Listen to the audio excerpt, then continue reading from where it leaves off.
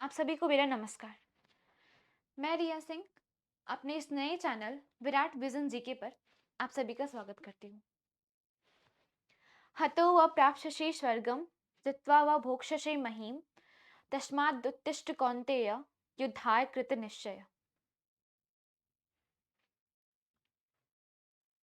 तो कैसे आप सब? एकदम बढ़िया मस्त। आज हमारा पार्ट थर्ड है ह्यूमन एनाटॉमी का। जैसा कि हमने पार्ट फर्स्ट में पढ़ा सेल के बारे में, थोड़ा सा मोटी मोटी हेडिंग में पढ़ा उसे। पार्ट सेकेंड में हमने थोड़ा सा उसे डिटेल में पढ़ा और अब पार्ट थर्ड में हम पार्ट सेकंड में हमने तो प्रोकैरियोटिक कोशिका के बारे में कुछ चर्चा की थी कि जो जो चीज़ें प्रोकैरियोटिक कोशिका में पाई जाती हैं वही पढ़ेंगे। और कुछ पॉइंट्स रह गए हैं वो आज हम कंप्लीट करेंगे। बल्कि मैं आज यूकैरियोटिक कोशिका भी पे भी मैं चर्चा करने वाली थी, पर मैंने सोचा कि एक ही में सारी खिचड़ी पक जाएगी, तो इसलिए मैं आज उसे नहीं पढ़ाऊंगी। आज हम केवल प्रोकैरियोटिक कोशिका के बारे में चर्चा करेंगे। तो मैं थोड़ा रिवाइज करवा देती हूँ कि मैंने अपनी पिछली क्लास में हमने ने किस पे चर्चा की थी। हम लोगों ने सेल पे यानी सेल के पार्ट पर चर्चा की थी। मैंने बोला था कि हम वही पढ़ेंगे जो जो प्रोकैरियोटिक कोशिका में पाए जाते हैं। हमने क्या क्या पढ़ा? प्रोकैरियोटिक कोशिका, उसके अंदर क्या क्या पाया जाता है? Cell wall, cell membrane, cytoplasm, chromosomes, ribosomes, इतनी चीज़ें हमें हमने बताया था। और हमारे 3 पॉइंट रह गए हैं। एक क्रोमोसोम्स, एक साइटोप्लाज्म और एक राइबोसोम।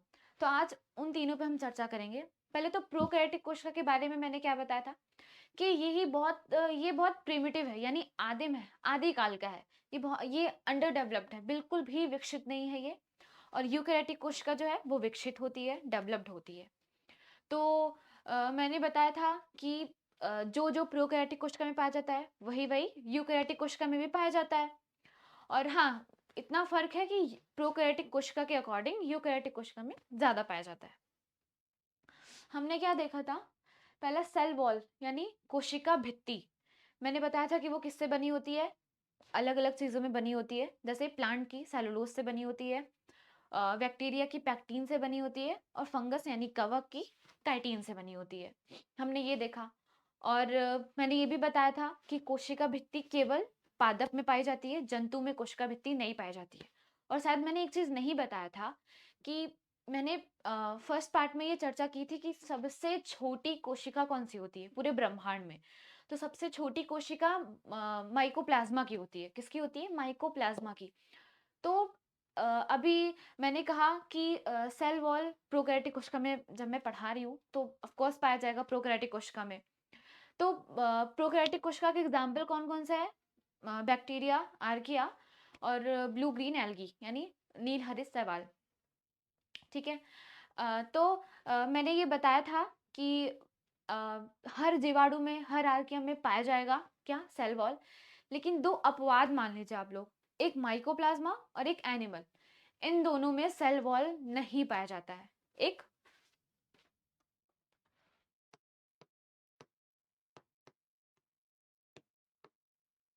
एक माइकोप्लाज्मा है और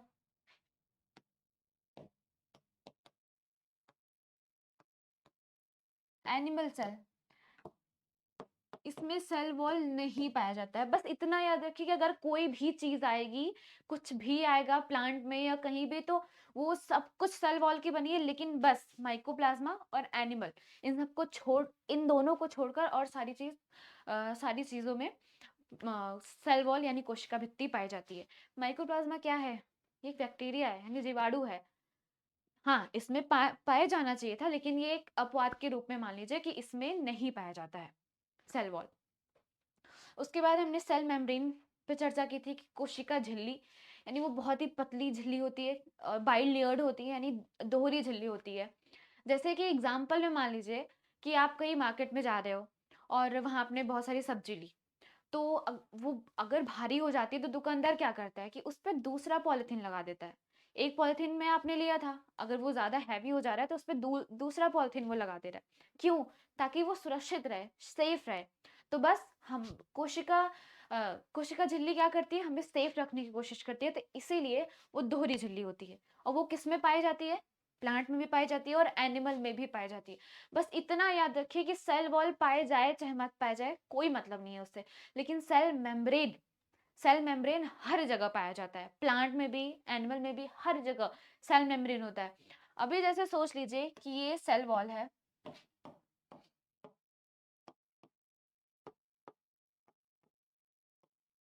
ये सेल वॉल है। अब ये हो गई प्लाज्मा मेम्ब्रेन। क्या होगा कि जो जो चीजें अंदर आना चाहेंगी उसी को ये अंदर आने देगा, और जिन्हें इसकी जरूरत नहीं है उसे ये बाहर जाने देगा। अब यही आपका ना हो, ये प्लाज्मा मेम्ब्रेन ना हो अंदर,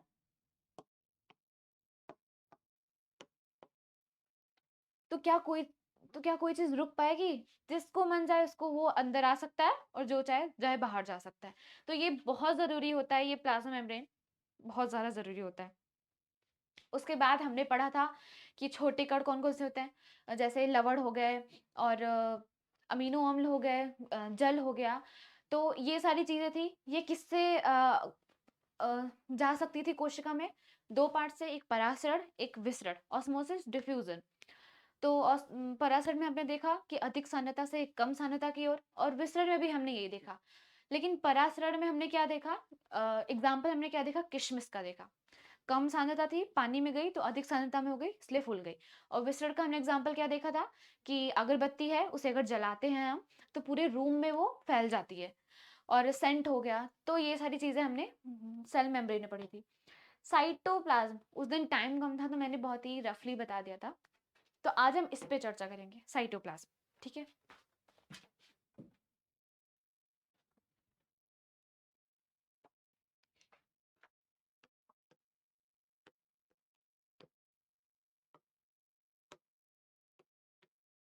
इसका मतलब होता है कोशिका द्रव्य। मैंने बताया था कि हम कोशिका का अध्ययन किस में करते हैं? इसका बायोलॉजिकल नेम यानी टेक्निकल नेम क्या होता है? साइटो। तो कोशिका का अध्ययन हम साइटोलॉजी में करते हैं, तो इतना याद रखिए, साइटोप्लाज्म यानी कोशिका द्रव। मैंने उस दिन बताया था पार्ट फर्स्ट में कि ये हो गई कोशिका, ये हो गया न्यूक्लियस। ठीक है। मैंने बताया था कि इसे क्या कहते हैं? इसे कहते हैं न्यूक्लियोप्लाज्म, यानी केंद्रक द्रव्य।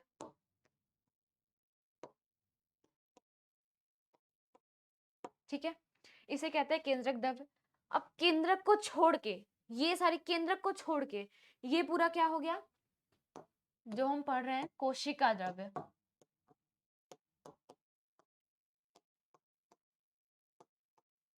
साइटोप्लाज्म। और ये पूरा मिला के क्या हो गया? जीव द्रव्य। देखिए मैं इसे तीसरी बार बता रही हूँ, इसमें तो कोई प्रॉब्लम नहीं होनी चाहिए। I think protoplasm. तो हमने चर्चा की थी इन सब में, मैंने बताया था साइटोप्लाज्म होता क्या है। ये एक जेली टाइप का आकार का होता है, इसके अंदर पूरी जेली टाइप के भरे होते हैं। तो ये एक मान लीजिए कि लिक्विड आकार का होता है, लिक्विड जैसा होता है। ये जेली टाइप होता है तो ऑब्वियसली लिक्विड ही है ये। तो ये लिक्विड होता है। ठीक है। और इसे क्या कहते हैं? साइटोप्लाज्म। साइटोप्लाज्म में जो लिक्विड पाया जाता है उसे क्या कहते हैं? साइटोल। उसे क्या कहते हैं? सॉरी, साइटोसोल कहते हैं उसे। जो लिक्विड पाया जाता है इसके यहाँ पे साइटोप्लाज्म में, उसे साइटोसोल कहते हैं। इसके भीतरी पार्ट को क्या कहते हैं, यानी अंदर वाले पार्ट को? एंडोप्लाज्म। और मैंने उस दिन बताया था ये सब, एंडोप्लाज्म। और बाहर वाले पार्ट को एक्टोप्लाज्म। ठीक है, ये मैंने बताया था। अब साइटोसोम का कार्य क्या होता है? साइटोसोम का कार्य क्या होता है? जैसे मान लीजिए ये कोई कोशिका है, एक ही है, उसके बाद यहाँ कुछ पोषक तत्व है। अब इस पोषक तत्व को यहाँ लेके जाना है, तो कैसे लेके जाया जाएगा? ये पोषक तत्व यहाँ है, तो यहाँ एक ही कोशिका में, अलग अलग कोशिका नहीं है, यहाँ है ये पोषक तत्व, इसे यहाँ लेके जाना है, तो वो काम कौन करता है? साइटोप्लाज्म। वो काम कौन करता है? साइटोप्लाज्म। यानी जो भी पोषक तत्व हैं उसे यहाँ से यहाँ ले जाने का कार्य कौन करता है? साइटोप्लाज्म करता है। इतनी बात समझ में आ गई? साइटोप्लाज्म क्या होता है? कोशिका द्रव होता है। ये कैसा होता है? जेली टाइप का होता है, यानी लिक्विड टाइप का होता है। और ये जो लिक्विड होता है उसे क्या कहते हैं? साइटोसोल। साइटोसोल के भीतरी पार्ट को क्या कहते हैं? एंडोप्लाज्म। और बाहरी पार्ट को क्या कहते हैं? एक्टोप्लाज्म। ये हो गया। अब इसका कार्य क्या होता है? तो ये कोशिका के पोषक तत्वों का परिवहन इधर से इधर ले जाने का कार्य कौन करता है? साइटोप्लाज्म करता है। कौन करता है? साइटोप्लाज्म। ठीक है, साइटोप्लाज्म करता है। अब इसी में तो सारे होते हैं, डीएनए आरएनए सब कुछ तो इसी में होता है। तो ये क्या करता है? हर सारे पार्ट को डैमेज होने से बचाता है। सारे पार्ट को अगर वो कहीं भी कुछ भी हो रहे हैं तो उसे डैमेज होने से बचाता है। सबसे बड़ा काम इसका यही होता है, साइटोप्लाज्म। ये आ गया समझ में?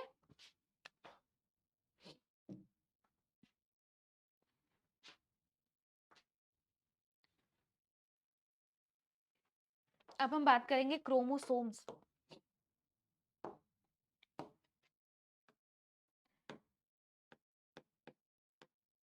यानी गुणसूत्र।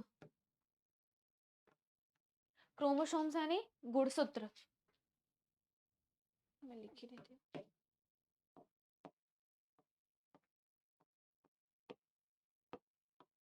क्रोमोसोम्स यानी गुणसूत्र। गुणसूत्र क्या होता है? वो ना, जैसे कि एक जोड़े में, पेयर में पाए जाते हैं। हमेशा कभी भी वो अकेले नहीं पाए जाएंगे, वो हमेशा पेयर में पाए जाते हैं गुणसूत्र। जैसे ये कोशिका है, ये प्रोकैरियोटिक कोशिका है और ये न्यूक्लियस है। ठीक है, कैसे पाए जाते हैं गुणसूत्र? ऐसे ऐसे पेयर में पाए जाते हैं, कभी भी अकेले नहीं पाए जाएंगे ये, ऐसे ऐसे। ठीक है, अब आपको ये मन में सवाल उठ रहा होगा कि अरे प्रोकैरियोटिक कोशिका में तो केंद्रक होता नहीं है। हाँ, नहीं होता है। चलिए, बिना केंद्रक के तो ये ऐसे ही पाए जाएंगे जोड़े में, ऐसे करके। तो ये कैसे होते हैं? धागे नुमा संरचना होते हैं, धागे के जैसे, दिख नहीं रहा है? धागों के जैसे ये होते हैं। तो ये धागे नुमा संरचना होते हैं। यही होते हैं क्रोमोसोम्स।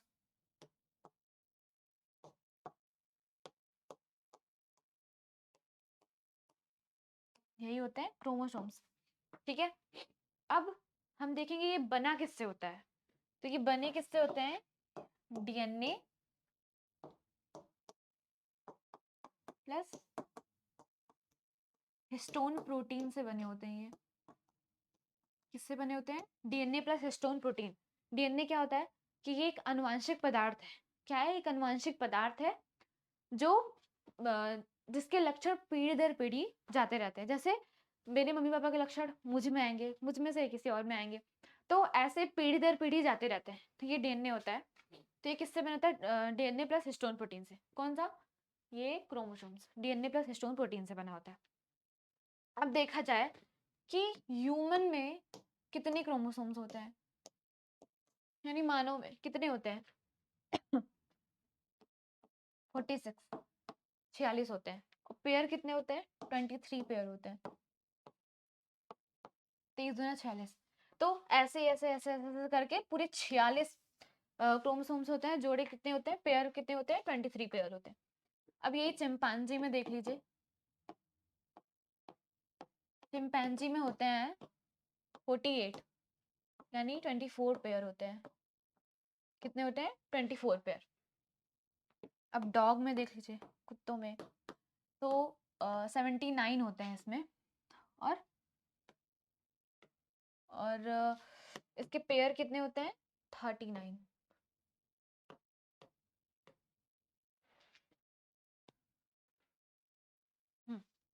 उसके बाद अ, अगर देखिए तो एक, हाँ, राउंड वॉर्म होता है, एक कीड़ा होता है ये। इसमें 2 पेयर, यानी चार चार क्रोमोसोम्स इसमें पाए जाते हैं। कितने? 4 क्रोमोसोम्स पाए जाते हैं। ठीक है, ये हो गया। अब एक और है, राइस यानी मान लीजिए मटर के दाने हो गए, तो इसमें पाए जाते हैं 24 क्रोमोसोम्स और पेयर कितने होते हैं? 14 पेयर होते हैं। ठीक है। ह्यूमन में कितने पाए गए? 46 यानी 23 पेयर। चिंपांजी में 48 यानी 24 पेयर। डॉग में 79 यानी 39 पेयर। राउंड वर्म एक कीड़ा होता है, वो 2 पेयर होते हैं और चार क्रोमोसोम्स पाए जाते हैं। और राइस में 24 क्रोमोसोम्स होते हैं, 14 पेयर होते हैं। ठीक है। अब बात अगर आती है कि सबसे ज्यादा किसमें पाए जाते हैं, तो सबसे ज्यादा एक पौधा होता है ओफियोग्लोसम ओफियोग्लोसम रेटिकुलेटम। उसमें सबसे ज्यादा क्रोमोसोम्स पाए जाते हैं। कितने? 1260 क्रोमोसोम्स पाए जाते हैं और पेयर 630। और सबसे कम किसमें पाया जाता है? वो है मायरी बेसिका, ये एक चींटी है, ऑस्ट्रेलिया में पाई जाती है। उसमें सबसे कम एक पेयर यानी 2 क्रोमोसोम्स। मैं पिक्चर दिखा दे रही हूँ। ये है मायरी बेसिका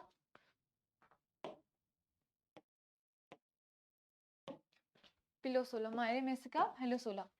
इसमें क्या होता है? ये एक ऑस्ट्रेलिया की चींटी है। कितनी भयानक लग रही है नहीं?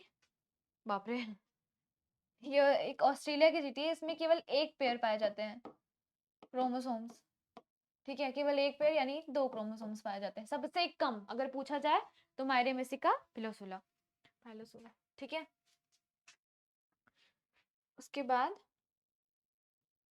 ये है पौधा ऑफियोग्लोसम रेटिकुलेटम। इसमें सबसे ज्यादा यही है, यही पौधा है। इसमें सबसे ज्यादा पाए जाते हैं कितने? 1260 क्रोमोसोम्स पाए जाते हैं और 630 पेयर होते हैं इसके। सबसे ज्यादा इसी में पाया जाता है। याद रखिएगा कि सबसे ज्यादा किसमें पाया जाता है? ऑफियोग्लोसम रेटिकुलेटम 1260 पाए जाते हैं, पेयर 630। और सबसे कम मायरे मेसिका, ये एक चींटी है, सबसे कम ऑस्ट्रेलिया में पाई जाती है, एक पेयर यानी 2 क्रोमोसोम्स। ह्यूमन में कितने पाए जाते हैं? 46 गुणसूत्र 46 क्रोमोसोम्स, 23 पेयर। चिंपांजी में कितने पाए जाते हैं? 48 क्रोमोसोम्स, 24 पेयर। ठीक है। उसके बाद डॉग में कितने पाए जाते हैं? आई थिंक ना, हाँ ठीक है, डॉग में कितने पाए जाते हैं? 79। और उसमें पेयर कितने होते हैं? 39। ठीक है। और राइस में यानी मटर के दाने में 24 होते हैं क्रोमोसोम्स और 14 पेयर होते हैं। तो समझ में आ गया?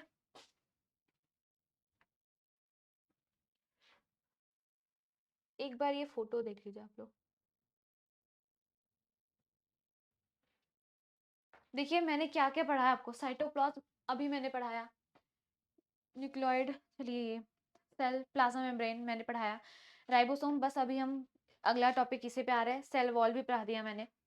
तो ये सारी चीजें जो जो मेन है वो मैंने सब पढ़ा दिया, हमने आज चर्चा की। यह है यूकैरियोटिक कोशिका। इसके बारे में हम अगले पार्ट में पढ़ेंगे। मैंने भी बताया कि अगर एक साथ बता देते तो कंफ्यूजन हो जाता, मुझे पता है। तो अभी आप सोचिए कितना मैंने एंडोप्लाज्मिक रेटिकुलम के बारे में बताया, बताया नहीं बताया? मैंने गोल्जी बॉडी के बारे में बताया, नहीं बताया? मैंने लाइसोसोम के बारे में बताया, नहीं बताया?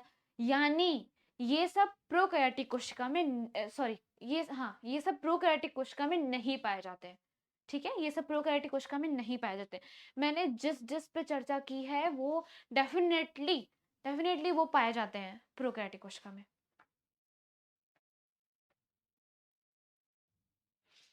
आते हैं अपने लास्ट टॉपिक पे, राइबोसोम। ठीक है। राइबोसोम क्या होता है? जैसे मान लीजिए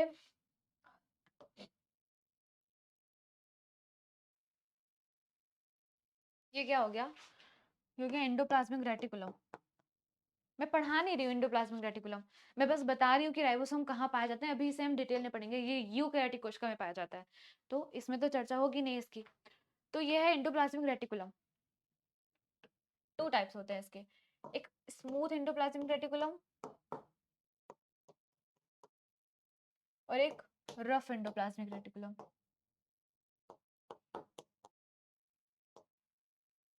स्मूथ माने क्या होता है? चिकना, यानी एकदम प्लेन। और रफ माने खुरदुरा होता है एकदम। तो ये किसका निर्माण करता है? ये फैट का, वसा का निर्माण करता है। ठीक है, स्मूथ एंडोप्लाज्मिक रेटिकुलम। रफ किसका करता है? प्रोटीन का करता है। किसका? प्रोटीन का। ये रफ एंडोप्लाज्मिक रेटिकुलम प्रोटीन का निर्माण नहीं करता है। इसके अंदर ये खुरदरा है, तो कुछ ना कुछ तो इसके अंदर पार्टिकल्स, डॉट्स पाए जाएंगे। तो ये जो डॉट्स है ना, यही है आपके राइबोसोम। मुझे मेन यही बताना था। एंडोप्लाज्मिक रेटिकुलम अभी हम अच्छे से चर्चा करेंगे इसके डिटेल में। अभी ये जो रफ में पाए जा रहे हैं आपके सारे ये डॉट्स हैं, यही है राइबोसोम। ठीक है, और राइबोसोम प्रोटीन का निर्माण करते हैं। ये रफ एंडोप्लाज्मिक रेटिकुलम प्रोटीन का निर्माण नहीं करते, राइबोसोम प्रोटीन का निर्माण करते हैं। ठीक है,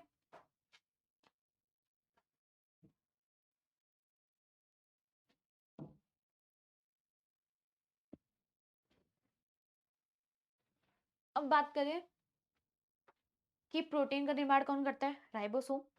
ठीक है, राइबोसोम करता है। और प्रोटीन के निर्माण की जिम्मेदारी किसकी है? राइबोसोम की। सब कुछ जो भी प्रोटीन के रिलेटेड है वो सब राइबोसोम में होते हैं। अब अगर बात करें कि जैसे प्रोटीन का निर्माण कौन सी क्रिया क्रिया में आता है, तो वो एक एनाबॉलिज्म होता है। एक एनाबॉलिज्म, एक कैटाबॉलिज्म। तो एनाबॉलिज्म क्या होता है कि जब छोटी छोटी चीज़ों को हम आपस में जोड़ते हैं, जब छोटी छोटी चीज़ों को हम आपस में जोड़ते हैं तो वो क्या होता है? एनाबॉलिज्म होता है। और जब हम छोटी छोटी चीज़ों को तोड़ देते हैं, यानी दोनों को जुदा कर देते हैं आपस में से, तो वो क्या होता है? वो होता है कैटाबॉलिज्म। तो वो उस पर अभी जाना नहीं है, लेकिन इतना याद रखिए कि जो प्रोटीन की जो क्रिया है वो किससे होती है? एनाबॉलिज्म की क्रिया से होती है। ठीक है, अब जो ये प्रोटीन है, राइबोसोम किसका निर्माण करता है? प्रोटीन का। तो ये प्रोटीन जो है वो कितने प्रोटीन जो है वो ना कितने अमीनो अम्ल से बने होते हैं? तो प्रोटीन 20 अलग अलग अमीनो एसिड से बने होते हैं। 20 अलग अलग 20 अलग अलग अमीनो एसिड से बने होते हैं। And stand equal to 20 amino acid. इसका मतलब तो यही हुआ कि प्रोटीन एक प्रकार का एसिड है, अम्ल है। प्रोटीन एक प्रकार का क्या है? अम्ल है। 10 + 10 इक्वल टू 20। और अगर 20 अमीनो अम्ल हम अगर बनता है तो एक प्रोटीन का निर्माण करता है। कितना? एक प्रोटीन का। अगर 20 अमीनो अम्ल बन रहा है तो केवल एक प्रोटीन का निर्माण करेगा। किसका निर्माण करेगा? केवल एक प्रोटीन का निर्माण करता है ये। अब अगर बात की जाए तो बताइए कि मैंने 10-10 क्यों लिखा? मैं तो बस 20 अमीनो अम्ल ऐसे झट से लिख देती ना। पर अभी जैसे प्रोटीन का निर्माण 20 अमीनो एसिड से हुआ है, ऐसे ही ग्लूकोज कितने एटीपी से बना होता है? ये बहुत बार एग्जाम में पूछा गया, मैट्रिक्स के एग्जाम में भी ये पूछा गया कि ग्लूकोज कितने एटीपी से मिलकर बना होता है। सब मार के आते हैं 36, 36, बट नहीं, ग्लूकोज 38 एटीपी से बना होता है। कितना? 38 एटीपी से बनता है ये। 38 एटीपी से होता है, हमेशा याद रखिएगा, 36 नहीं। तो जैसे प्रोटीन एक एनाबॉलिज्म की क्रिया करता है, क्रिया के रूप में आता है, तो ऐसे ही ग्लूकोज भी एनाबॉलिज्म की क्रिया में आता है। ठीक है, अब मैंने ये 10-10 क्यों लिखा अलग अलग? मैं 20 भी तो लिख सकती थी कि 20 amino acid equal to 1 protein. ये 10 क्या होते हैं? ये हमारे शरीर में पहले से ही होते हैं। ये अननेसेसरी होते हैं। क्या होते हैं? अनावश्यक होते हैं। और ये क्या होते हैं? आवश्यक होते हैं, नेसेसरी होते हैं। ये अनावश्यक होते हैं और ये आवश्यक होते हैं। ठीक है, ये 10 क्या होते हैं? ये पहले से ही हमारे शरीर में होते हैं। और ये 10 क्या होते हैं? ये हम जब भोजन करते हैं, खाना खाते हैं, तब ये हमारे शरीर में जाता है। अगर अच्छा अच्छा भोजन करोगे तभी मिलेगा ये, वरना ऐसे ऐसे तो फिर मिलने से रहा ये।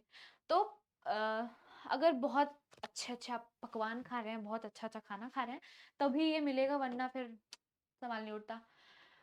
तब अभी जैसे एग्जाम्पल है, मान लीजिए कि जैसे मम्मी पापा हैं, चाचा चाची हैं, बुआ वो, ये सब एक फैमिली है हमारे घर की। 10 लोग हमारे घर पे रहते हैं।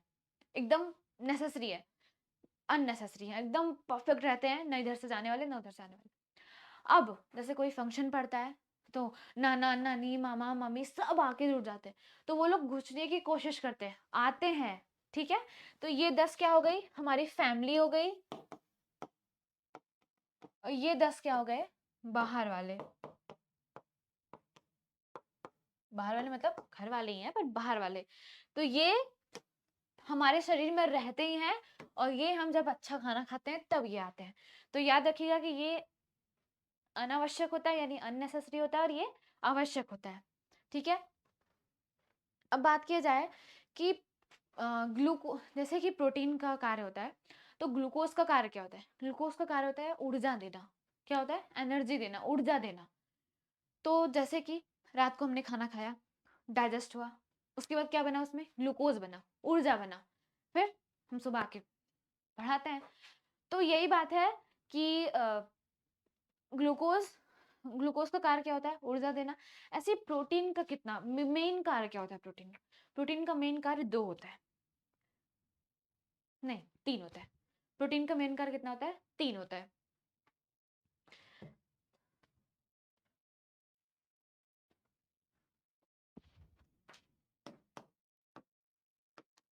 मेन वर्क देखिए प्रोटीन का, पहला होता है वृद्धि। सही लिखा है, ओके। पहला होता है वृद्धि, हमारी वृद्धि बढ़ाना यानी लंबाई बढ़ाना, पहला ये होता है। दूसरा, जब बुढ़ापे में अगर शरीर गिरने लगते हैं यानी, तो उसे मेंटेन कौन करता है, कौन करता है, उसे मेंटेन प्रोटीन करता है। तीसरा,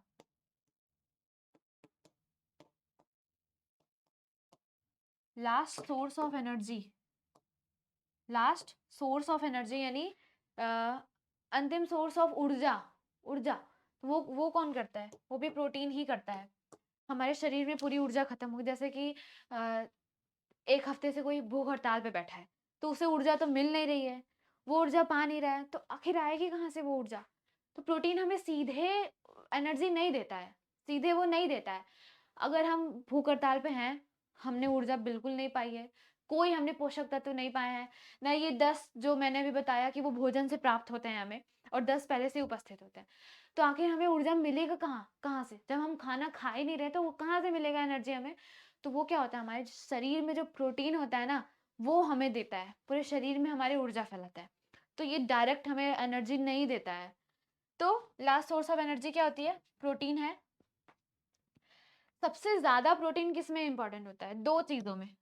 एक किस में होता है, वृद्धि, जब छोटे बच्चे हैं उन्हें एकदम भरपूर खिलाया करो, एकदम कस के, ना कि अच्छे से बड़े, वरना फिर छोटे के छोटे फिर नहीं बढ़ने वाले। इसलिए प्रोटीन सबसे ज्यादा जरूरी होता है छोटे बच्चों के लिए, उन्हें देना चाहिए, एकदम बेस्ट से देना चाहिए। और बूढ़े लोगों में फिर नहीं दो तो बेचारे दादा देखो टिकट कट जाएगा यार। तो 2 चीजों में होता है, एक वृद्धि में होता है, और एक यानी बच्चों की वृद्धि में प्रोटीन बहुत ज्यादा इंपॉर्टेंट होता है, देना चाहिए उन्हें हमेशा, और दादा दादी में, इन सब में। तो राइबोसोम समझ में आया, एक बार रिपीट करवा दूं।